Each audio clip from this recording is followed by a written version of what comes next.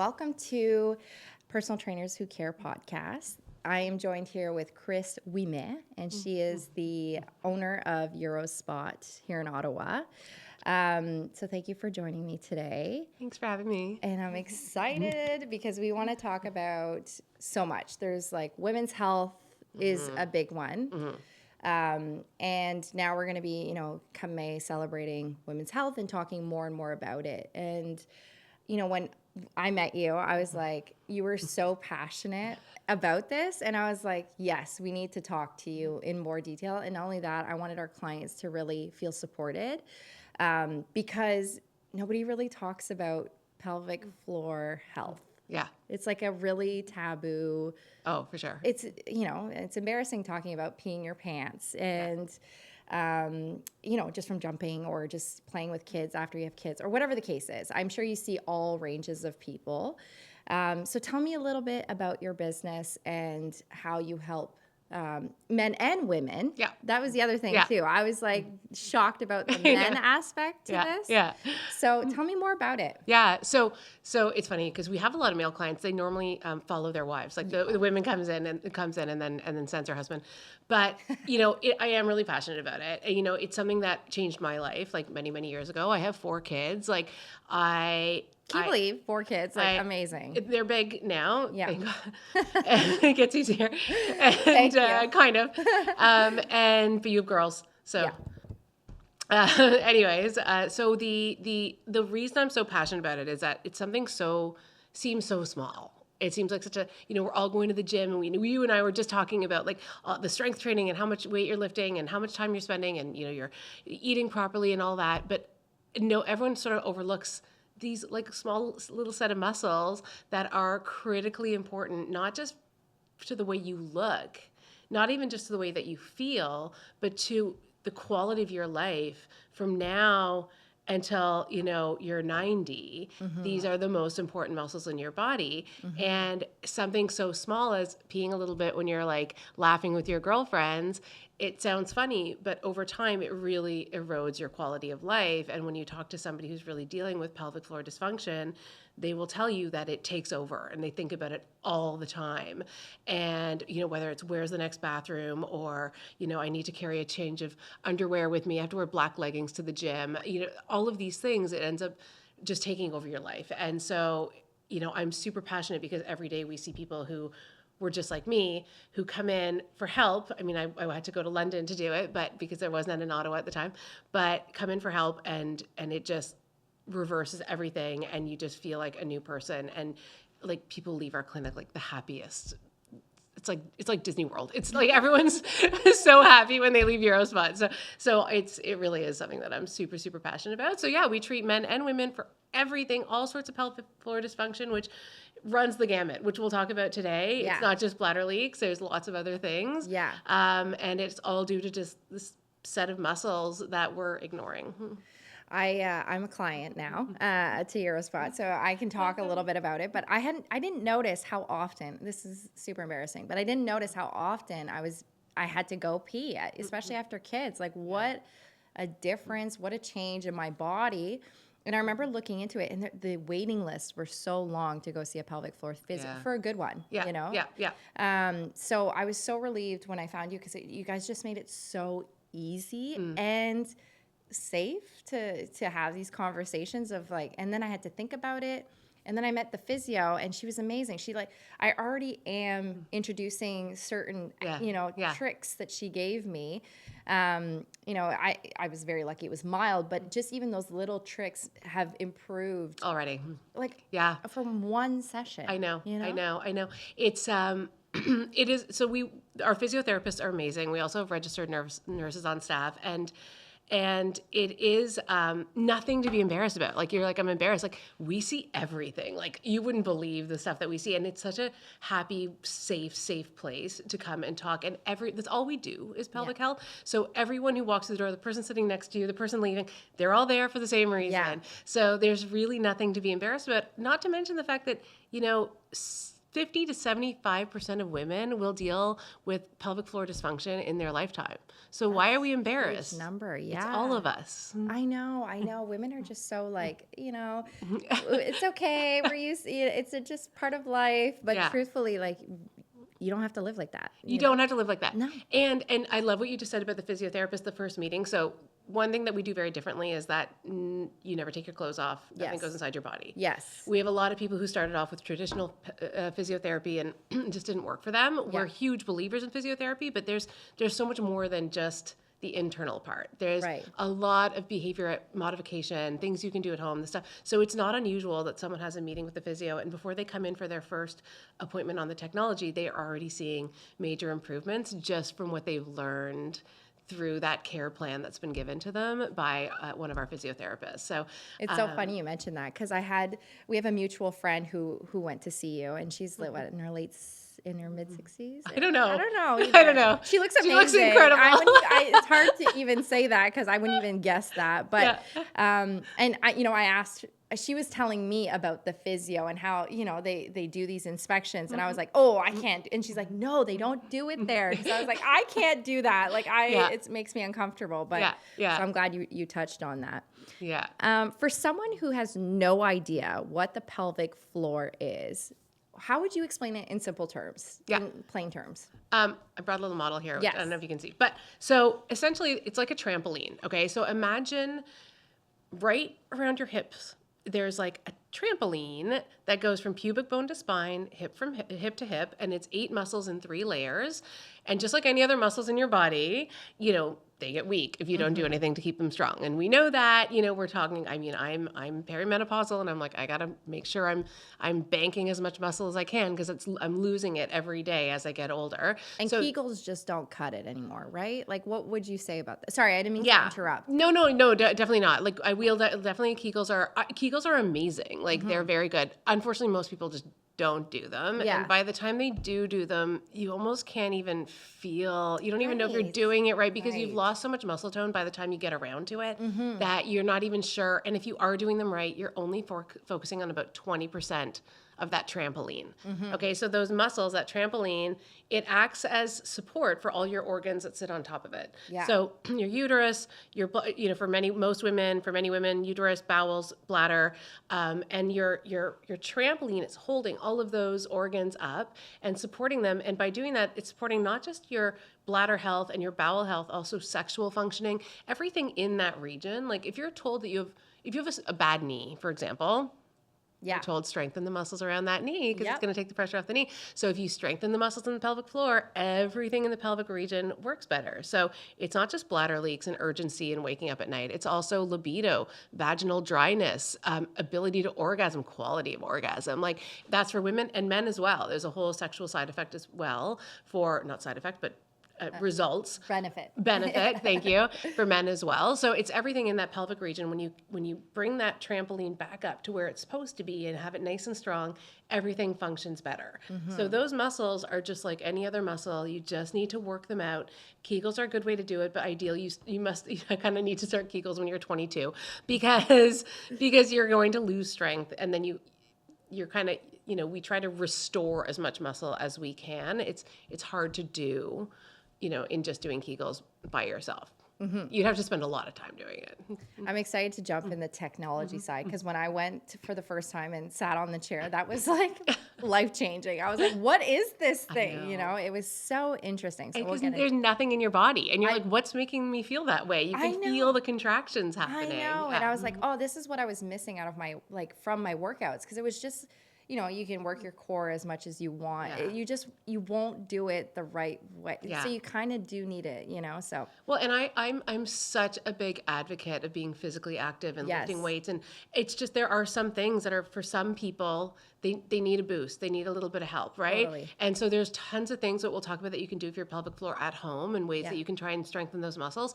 But there's a lot of people who this is not attainable at the gym. Like, I wouldn't be out here doing this for your biceps or for, your quads, but for your pelvic floor muscles that are so important to your long-term health and wellness. Totally. It is it's crucial, and it's part of your core. Yeah. So everyone's like, oh, I want like a six pack, but no one's thinking about like the muscles that go through and support your whole body. So in terms of stability, balance, I tell the guys it'll help your golf score, right? Like, oh, wow. And women, I'm a big golfer actually. Yeah. So, but yeah, no, it is. It's hard to do. It is very hard to do on your own, and women come in feeling frustrated. They feel like they're failing. They feel like I've tried everything, and it's not fair to them, because just even being aware of it and even trying to get help should be applauded and rewarded, right? So that's who we help. It's the best feeling. I love it. Yeah, I notice. Obviously we see a lot of clients, and I'm always trying to find the experts here in Ottawa to help support them as best as possible.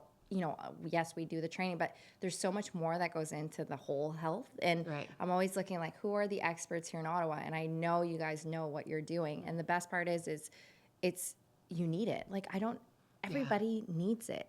That was the biggest thing too. It's not just like, a 5% or like, I was like, no, this is like 99% of people, right? Just like everyone needs to go to the gym and everyone needs to strengthen their muscles. Everyone needs to strengthen their pelvic floor. I couldn't agree more. No one gets away from that.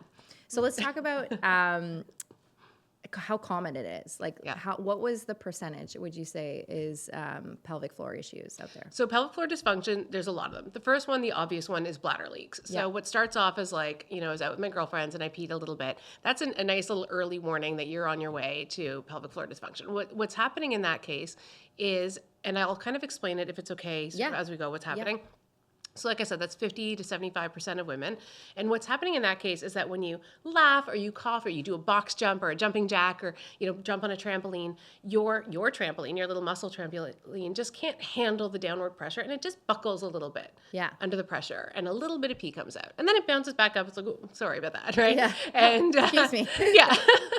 But that's in the beginning, and then it gets to be more and more. And then women are wearing, I wear a little liner when I go to the gym, or I don't do jumping jacks anymore, or and it progresses. It's a little bit of pee, then it's more, and then it's a gush, and then eventually, we see clients in full adult undergarments, because once the pee starts coming out, they don't have the strength to stop it, so it's a full void. So we kind of see everybody. We also see people who have none, who have a mom or a sister who have really bad pelvic floor dysfunction. They want to prevent getting to where their mom is. So that's a lot of women and men, by the way. We have a lot of men with bladder leaks. Oftentimes it's I didn't know men have bladder leaks too. Yeah, for sure. A lot of it is like incomplete emptying. Like after they pee, there's like a little leak comes out. After they're done, they walk away. That happens a lot. Also, prostate cancer survivors have a lot of issues with. I think I'm not going to give you a number right now, but it's a fairly large amount of men after prostate surgery have bladder leaks as well. We're not going to, this is Women's Health Month, so we're not going to focus too much on men, but urgency, frequency, waking up at night, that sort of thing. But women have that too. So urgency is when your trampoline, think of it like a scale as well. So when your bladder gets full, there's a neuromuscular connection between your brain, your bladder, and your pelvic floor. There's a little signal that goes off. Your pelvic floor says, Ash, you gotta go. It gives you a little sense of urge, and you're like, okay, I gotta go. But what happens over time, two things. One, the pelvic floor can't hold the weight of the bladder that it used to hold. So now people are going, I have a small bladder. Like, no, you don't have a small bladder. Your scale is going off sooner. And then the other thing is that we reprogram that signal over time. We're doing like just in case peeing. So if you are running to the grocery store and you don't really need to pee, but you run to the bathroom and your mom told you to do it when you were little, and I told my kids to do it when they were little, and you stop telling them that because you're reprogramming that neuromuscular connection as well. So that's urgency. And sometimes people just can't get there. We have a lot of people, we call it lock and key, like they're totally fine, and then they see their front door and they're like, I gotta run. I gotta run for the bathroom. Yeah. And then frequency is just I'm going all the time, waking up at night. That's another one. Prolapse is big. So prolapse, 50% of women over the age of 50 have a prolapse. I have a close girlfriend who has prolapse, and that's what really initiated this whole conversation, because I was like, she's young. It's scary. Which was very shocking. Yeah. It's really like when people who don't know, for those of your audience who don't know what a prolapse is, that is, there's a stage 1 to stage 4, and that's when the muscles are so weak that one of the organs, the bladder or the uterus, is coming down the vaginal canal. So you can either, you can feel pressure as it comes down. You might be able to palpate it with your finger, and a stage 4, you can actually physically see the organ. And then we do see a lot of those clients. So that is a huge number of women as well who come in for prolapse. We have some with even like a rectal prolapse as well. We also deal with bowel incontinence. There's really no end to the things that we deal with. Sexual functioning, like endometriosis. We have clients who come in and they're having pain-free periods for the first time in their life because we've helped with their endometriosis. So there's a lot of reasons, and it is extremely prevalent in men and women. Just different types of symptoms sometimes.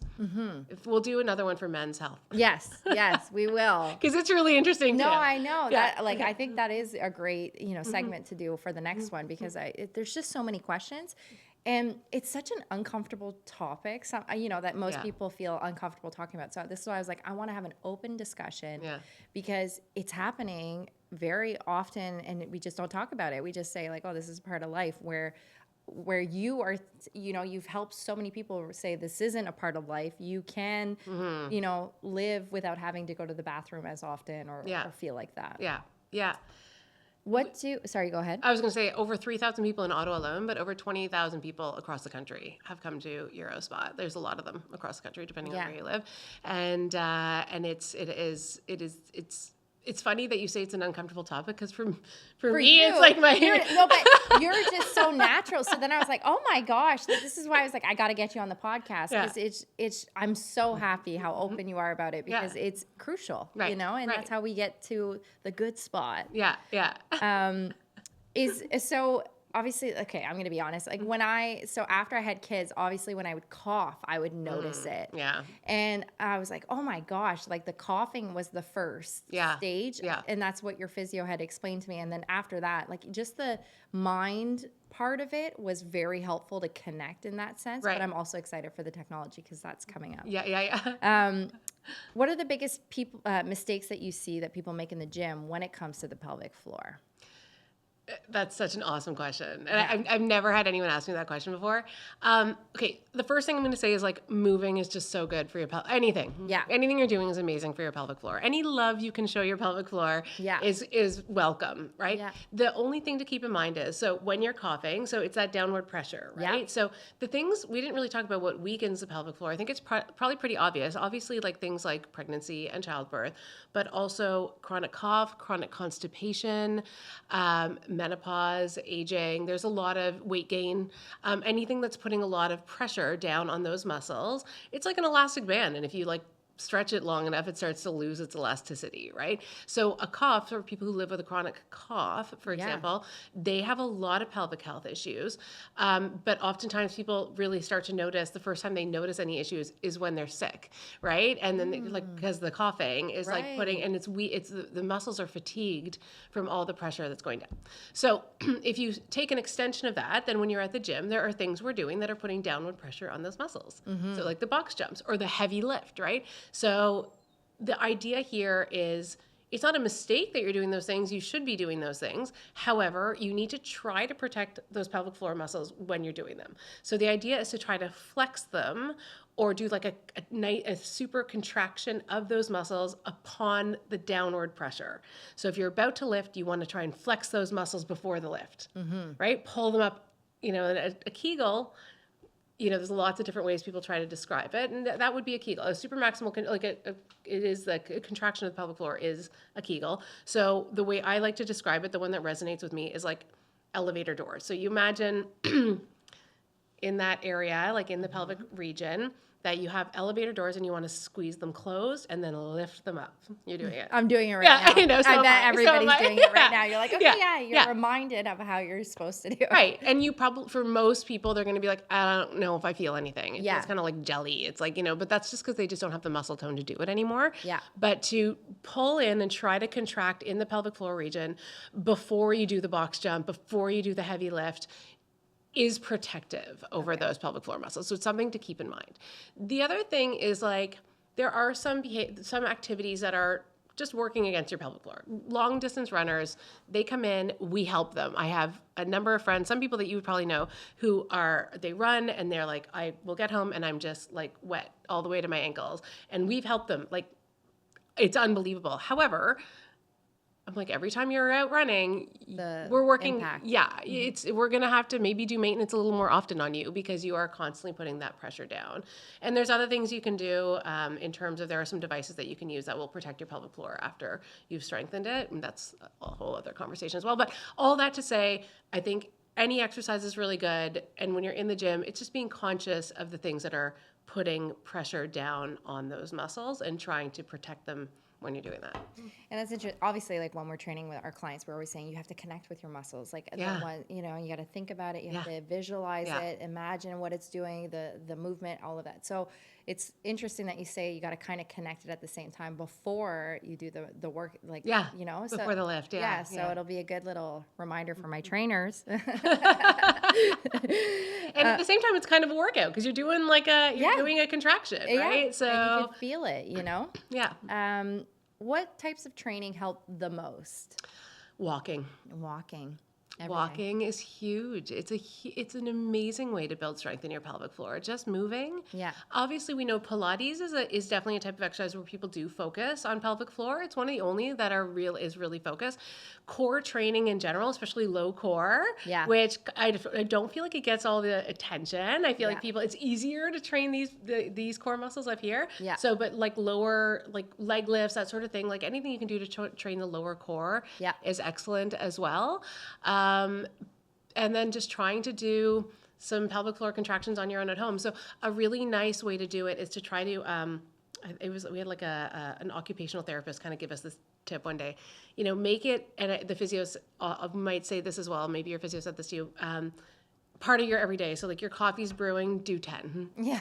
Right? You're stopped at a red light, do 10, right? If you can try and work it into your day-to-day, like even if you don't come to UROSPOT, you can work on it at home. You can't do 11,000. I'd challenge you to do 11,000. We have to talk about this chair. You got, like, I'm not joking. This chair was insane. Yeah, but there's definitely things you can do to work on those muscles. I think that the key is like just awareness and try to make it part of your maybe if not daily, like a couple times a week that you're at least thinking about your pelvic floor muscles. What I found really helpful was an alarm on my phone that goes off every day that just says like reminds me of my Kegels. Yeah. Okay.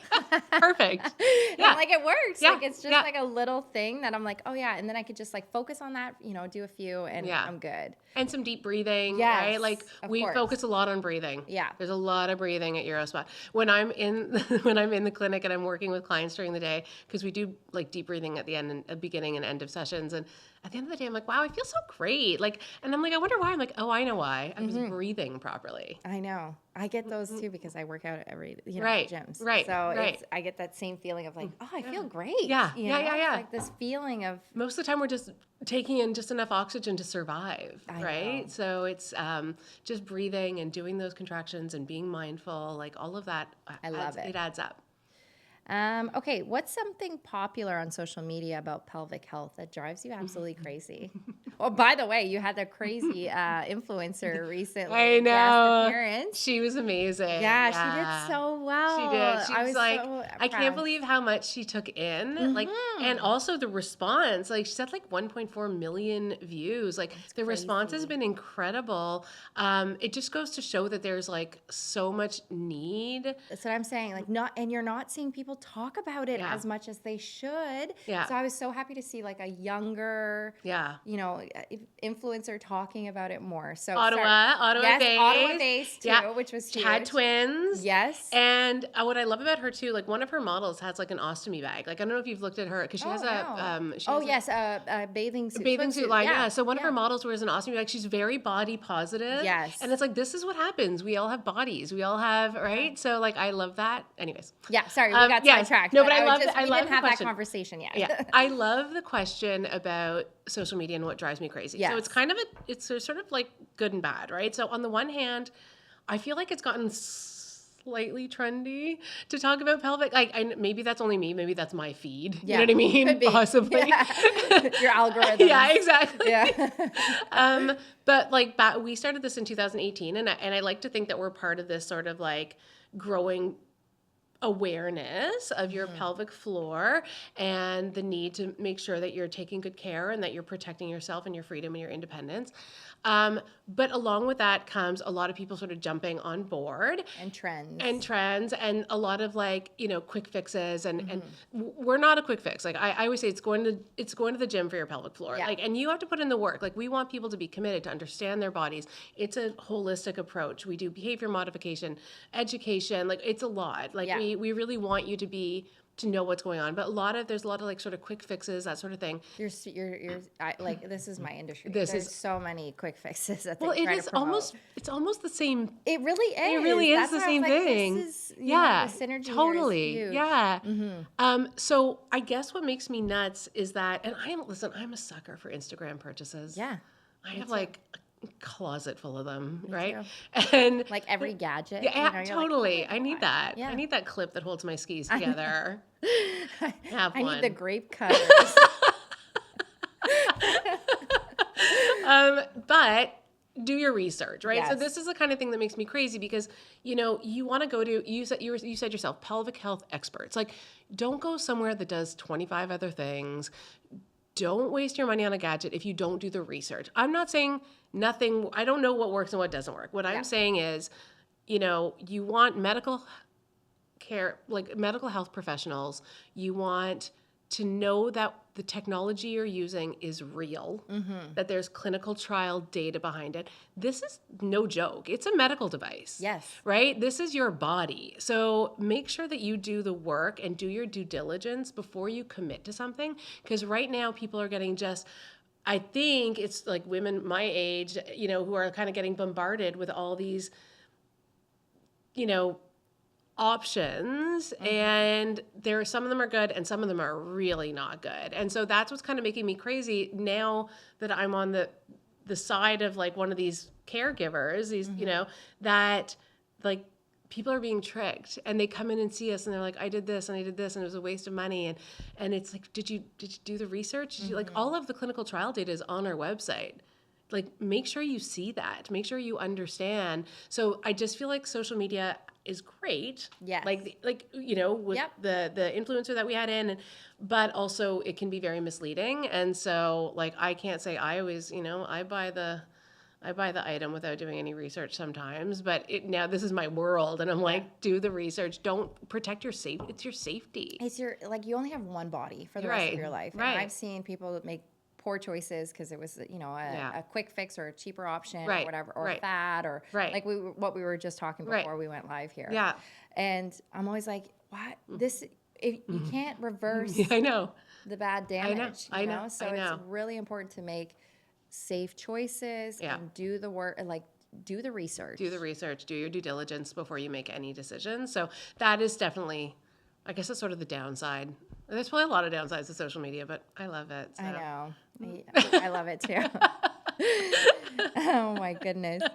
How do you find the pelvic floor changes, during pregnancy and then postpartum? Because that was a big shift. Because I remember, I had amazing doctors, and they were like, "Oh, Ashley, you got to stop because you always contract your core." Yeah. I'm always like my core is engaged. Yeah. When I'm sitting, I'm always trying to engage my core. But then when you're pregnant, you're like, "Oh, I gotta let it go," and you're not supposed to engage your core as much. Yeah. So I'm sure that did damage, because I had 2 pregnancies back to back, and that was like the recovery side. Right. So, how much does it change after? Like, so I mean, your pelvic floor is like your best friend during pregnancy and childbirth. Like it's supporting you. It's got your back more than your partner, more than anyone else. It's putting in all the hard work. It's right there with you. And so it's supporting that baby or babies if there's multiples, and you know that your little trampoline is like, I've got you, right? I'm holding her up. And, you know, depending on the pregnancy, like it could be if it's a really large baby, if you go really late, if it's a fast delivery, like it's, in my opinion, a small miracle that any baby makes it out of this sort of toony size. I know. It's mind blowing. It's mind blowing. Yeah. So all of that is trauma for your pelvic floor. It really is. It's really like showing up during those moments. And it's definitely a huge contributor to the weakening of those pelvic floor muscles. So that's why, you know, the idea is, you know, afterwards, most people have, you know, quite weak pelvic floors after having a baby. And, you know, if have your baby when you're 22, it's probably going to bounce right back. And then it gets harder as we get older, depending on when and how many we have and all, you know, so we talk to every woman about their sort of birth experience when they're in for a consultation, what they went through. And a lot of that kind of helps us understand the condition of their pelvic floor when they come in. So absolutely, it's kind of exhausted by the end of it all. Now, that can be reversed. You can work on that. And so there's two messages that I would have postpartum. And we do have a lot of women come in, like sometimes they come in while they're pregnant. That's what I was going to ask. Are there people that are proactive about this and like preventative and they want to make sure everything goes well? Yes. Now you can't do treatment when you're pregnant. Okay. Okay. So I was going to wonder. I'm like, no, that would be uncomfortable. Yeah. About 6 months post baby, you can come in. But we do have a lot come in like right away. And so I would say, and you know, I remember being pregnant. And I remember having babies and thinking like, I have to be perfect at everything, you know, and I have to be the perfect mother and I have to breastfeed perfectly and I have to, you know, like, and I don't want to gain too much weight. And I don't, you know, like you just put so much pressure on yourself at that age. It's such a hard time, you know, and you're changing so much as a human being.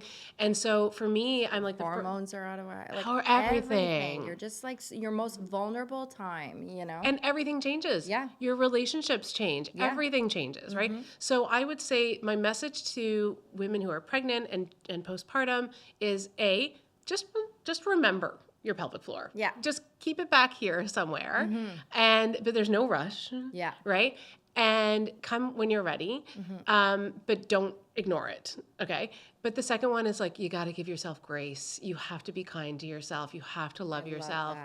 I've sat in consultations with women who are crying, and they're like, well, my girlfriend's already sexually active with her husband, and I'm not ready. And I'm like, oh my gosh, like, I'm glad you're here just so we can have this conversation. And I'm crying and I'm just like, you know, you're young and your whole world has just changed. Everything has changed and you can't compare yourself to any of your friends and you don't even know if what they're saying is true. And like, you know, you just have to love yourself and then just like give every little bit of yourself to enjoying that little baby and then worry about that other stuff later. I love that. Yeah. Okay, let's talk about the chair. Okay. Let's talk about this chair. Do it. What is this? Like, I remember walking and being like, what do you mean? Like that thing gives me 11,000 Kegels in how long? 30 minutes? 28. 28 minutes. Yeah, 28, yeah. Like that was the wildest thing and then that's what really I was like that obviously that's going to change your life, you know. It sounds like voodoo magic. It kind of does. And at first I'm not gonna lie, I was like there's no way, but then I sat on the chair and I was like, what is happening? I know that's why we offer everyone to try it when they come in, because but it's also like I love that we first talked about everything else, because the chair, listen, I could just put you on the chair and you do amazingly well, but that's not we do so much more than that. So much more. That's why I wanted to talk about this. Yeah. But also from my experience of saying, like, I met with the physio and that was a saving grace for me. Because if you had just told me to sit on this chair, I'd be like, okay, there's, you know, but you guys go so deep. Because I can put you on the chair, it'll work for you. But then your behaviors, like things are, you're not gonna have the awareness, you're not gonna have the education, you're gonna, right? So we take a really comprehensive approach to this. Like we are really we love pelvic health. Yeah, Right? I know. But the chair itself it's a medical device technology, and it does super maximal contractions, 11,000 of them in 28 minutes. So like a Kegel, the word Kegel is used less and less, but yes, it's very relatable. So what is it? So it's 11,000 what? Super maximal contractions Okay. of your pelvic floor muscles, and it's all of them. So if you're doing Kegels at home, you're only targeting 20%. Yes, right. So this is 100% of the 100% of these muscles Yeah. they're doing a workout. And so like I ask every client, like, do you go to the gym? Have you ever lifted weights? And the people who say yes, I'm like, okay, you're gonna get this. Yes. You're going to understand what we're doing here. So every time you come in, the chair, it uses high intensity focused electromagnetic energy. It's super safe. Yeah. I love it. It's not a surgery. It's not a pill. It's not a Band-Aid solution. You can work while you're doing it, which is amazing. Yes. You're not supposed to have your phone on the chair. I didn't have the phone. I had the TV, and then I had the thing coming in. It's a magnet. I glanced once or twice. But yes, it's never happened to us, but one day someone's going to be like, my phone's wiped. And we're going to be like, I told you. I know. I told you. She did warn me. Yeah. Okay, good. Yeah. But yeah, so you're doing these contractions are just like doing a bicep curl or, a leg press. You are literally shredding the muscles, and then they start to recover, and then we do it again. Yeah. And they start to recover, and then we do it again. And we do it 6 times, twice a week for 3 weeks. In some clients, we stretch it out a bit more. Some of our more elderly clients, they take longer to recover in between. So we might do, but for the vast majority, it's twice a week. And so we're keeping those muscles under duress. And this isn't just something like we made up. No. This is in the clinical trial data. They've tested many different protocols, and this is the protocol that shows the greatest efficacy. So what happens is, you leave, it doesn't hurt. You don't feel like pain or anything. I can feel a little bit tired after, but that's it. Yeah. And you can go on about your life. You can go to the gym. You can have sex. You can whatever. You can do all the things you would normally do. Nothing changes.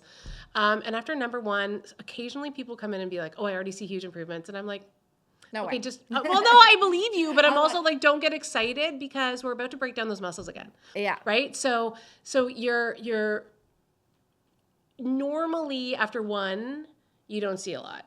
2, even 3. It's normally around number 4, and it's different for every person. It can be earlier, it can be later, that they're like, oh, I can do a Kegel. I can feel. Okay. I can feel. A girlfriend of mine said, I feel like I could lift a fork with my pelvic floor.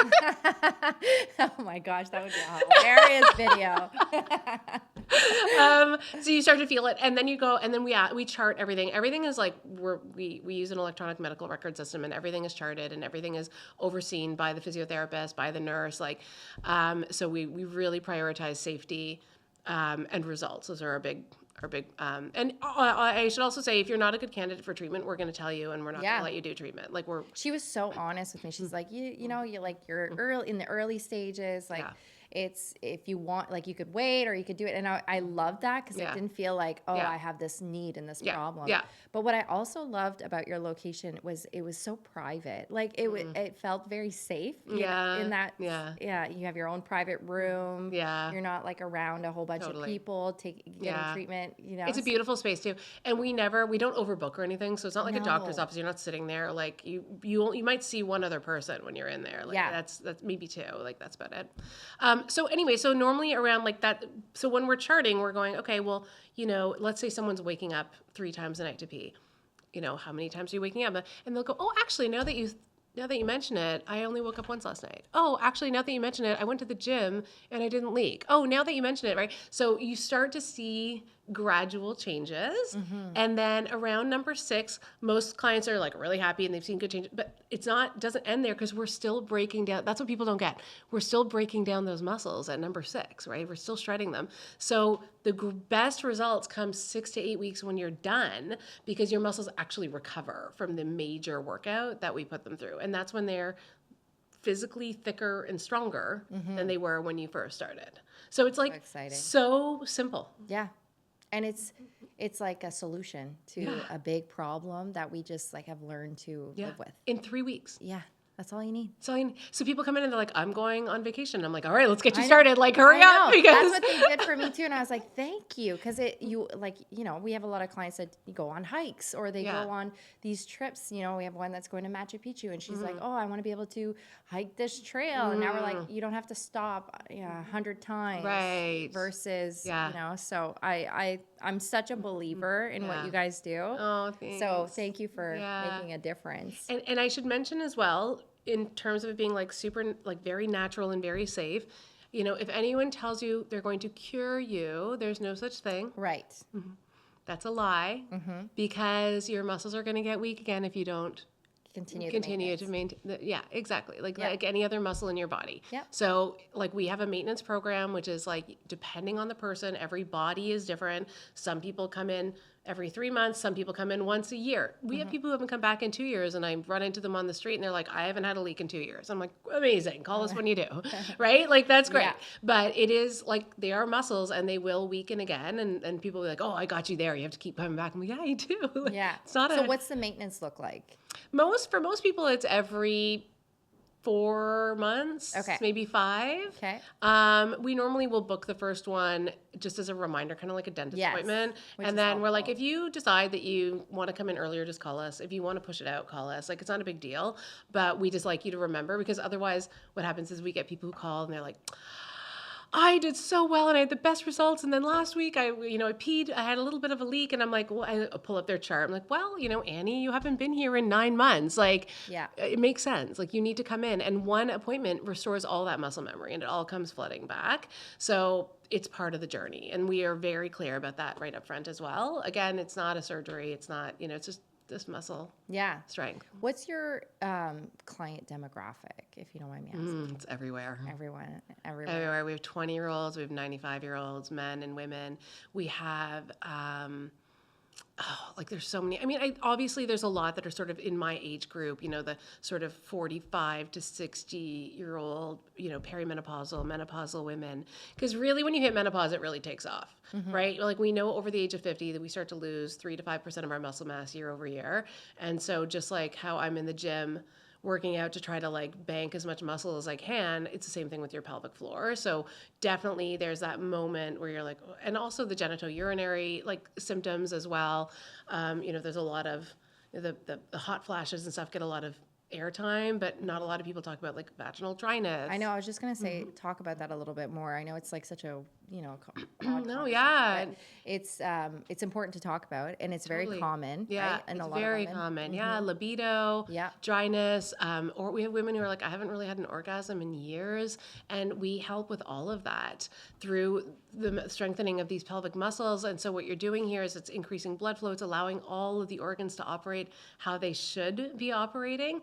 And then we're also a big believer in like everything else as well on top of it, like vaginal estrogen. Like there's a lot of other amazing, and we will talk about those in the consultation as well. Yeah. Like we're not going to give you medical advice, but we're going to be like, you should talk to your doctor about, right? Yeah. Like we're going to, because there's so much that can be done now. And we've kind of gotten to a place where UROSPOT's sort of like this, we have such a huge knowledge base that, we can help with we can help restore your pelvic floor, but we also know a lot about what's going on with your body. Yeah. And when you come in and it's covered by benefits. Covered by benefits. And like, where are you spending 45 minutes with a nurse for free? Yeah. Who's giving you tons of education, listening, empathetic.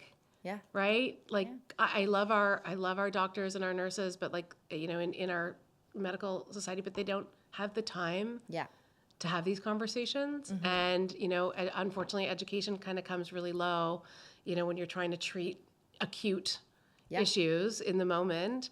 So, we take a much more sort of empathetic, personal approach. I love it. Yeah. I'm a huge fan.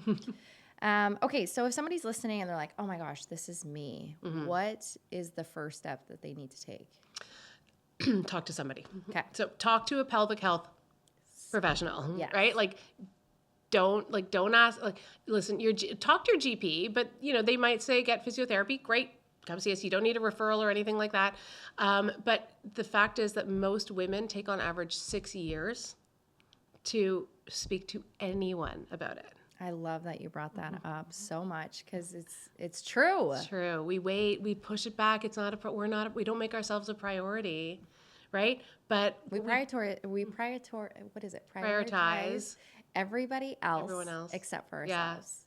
Yes, 100%. And during those 6 years, your muscles are getting weaker and weaker, and you're not doing anything about it. And on top of it, it's eroding your quality of life. So you're now not doing the things that maybe you're like avoiding certain, you're not walking with your girlfriends anymore, or you're not doing the box jumps, or you're not doing road trips because you're like, I can't do a road trip. I don't know where the next bathroom is. I don't know. Right. So like it eats away at you. And honestly, indirectly, then your family. Yeah. Right? So if you are at your best health, and this is, again, another similarity, when you're in your best health and you feel great and you feel confident, that has an impact on all your loved ones around you as well. So don't wait 6 years, right? If you feel any of this coming on, if you're like, if you hear yourself saying, I have a small bladder, or if you know where all the washrooms are at the mall, right? If you then you come and see us and talk or us or any other expert. But the point is talk to somebody soon. Again, that's the reason we don't charge for consultations. You come in and meet with us, and it might just be like, you don't need to be here now, but and also we're huge believers that if you teach one woman something, she teaches 10 more. Oh my gosh, yeah. So I've told 5 people, I'm like, this is the greatest thing ever. Did you know that? Now I'm having these open conversations.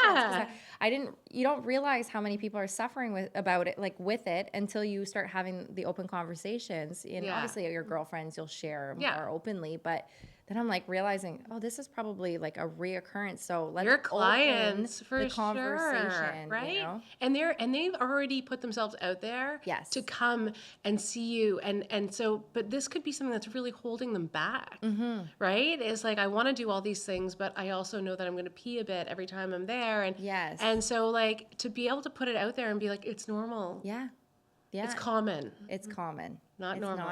It's common. It's common. You're not alone. Yes, that's the biggest thing. Yeah. So I wanted them to know that there are solutions, not cures, solutions to everyday life. Yes, exactly. Okay, so where can people find you? I know you have, I've only been to the Westboro location, but you also have a second location here in Ottawa. That opened just over a year ago. It's in Gloucester. Okay. It's near the Gloucester Center, and it's in it's 1900 City Park. So that one has like visitor parking. It's very different, right? So Westboro is kind of glamorous, and you can go to Lululemon while you're there and go to Starbucks and whatever. And then the other location is in an office building with visitor parking outside, and it's just on the east side. We just had so many people who were driving from Navan to Westboro. Yeah. We were like, this is crazy. So we had to open one that was on the east side of the city. And that one's kind of fun too, because then you can go to do all your shopping. And, I love it. It's close to everything. So, and it's right off the highway. So they offer very different, but they're both beautiful. Yes. I know the decor is so girl. I took pictures. I was like, this is so beautiful. Is there anything that I may have missed to ask you about, pelvic floor health in general? No, I think the point is really, more than anything, is just having people know about it sooner rather than later, teaching your daughters, right? Yes. Knowing that, there's so many things that you could be doing, which we teach you, but I think that there's some tips and tricks that might be helpful for your listeners. So for example, not doing the just in case peeing, of course. I know you just changed my life with that. So I'm not going to do that with my kids anymore. Do not do that with your daughters. I know. That's great. I always do that. I'm like, okay, we're going to leave. You got to go pee because I don't know if there's a bathroom, blah, blah, blah. Or boys, actually. Yes. Don't do it with girls or boys. Okay. And don't do power peeing. So a lot of women do, they're in a hurry, especially moms. Yes. And they force the pee out. Yes. Very bad. Yeah. Your physio told me that. And I was like, oh, I do that. Yeah. And also urge, there's urge delay techniques. A lot of the time have you ever had to pee really badly and you can't find a bathroom, and then by the time you find one, it's gone? Yes. That's because you didn't really need to go. Oh my right? gosh. So if you can, when you're in a safe place, fight through that first sense of urge and be like, do some calf raises. Another friend of ours is huge on the calf raises. That was great. Because it engages your pelvic floor. Yes. It can help with that sense of urge. And then the next time the sense of urge comes, that's probably the right time. So you should be able to count to 8 when you're going pee. So like 1 Mississippi, 2 Mississippi, 3 Mississippi. If you don't get to 8, you probably didn't need to go. So good to know. So that's like, there's like a lot of that stuff that, you know, that can be really, really helpful. Even if you never come to UROSPOT, like take some of those behaviors and be aware of bladder irritants, right? So we all know like coffee and alcohol are bladder irritants, but also some like weird ones like, you know, lemon and lime, carbonated water and tomatoes. Like there's a lot of bladder irritants. So if you are like we had one client who was like, I don't know why I'm not seeing results. And then when she was leaving, I heard our client care administrator say, oh, how's the tomato diet going? And I like jumped out of my office and I'm like, what? And I'm like, the tomatoes, it's very highly acidic and it's irritating for your pelvic floor, right? So, so those are being aware of those things. It doesn't mean stop them. It just, you know, if you drink 4 coffees, you're going to pee more. Yeah. Right? So if you're like, I'm going on a road trip, don't drink 4 coffees first, right? Like that's, we want you to understand that, you know, a lot of it's your pelvic floor, but a lot of it can be modified as well from your behavior. So love it. Thanks so much, Kris, for joining us today. It was fun. It was so much fun. I knew you would love it. You made it so easy. I was so nervous. I know. So easy on me. I was like, you know this. You were going to be okay. I never even looked at my notes. I know. I told you. I was like, we're just going to talk like we normally talk. But yeah, thank you so much for joining me. Thanks, everybody, for tuning in. And I look forward to the next Personal Trainers Who Care podcast. Talk to you soon. Thanks, Ash.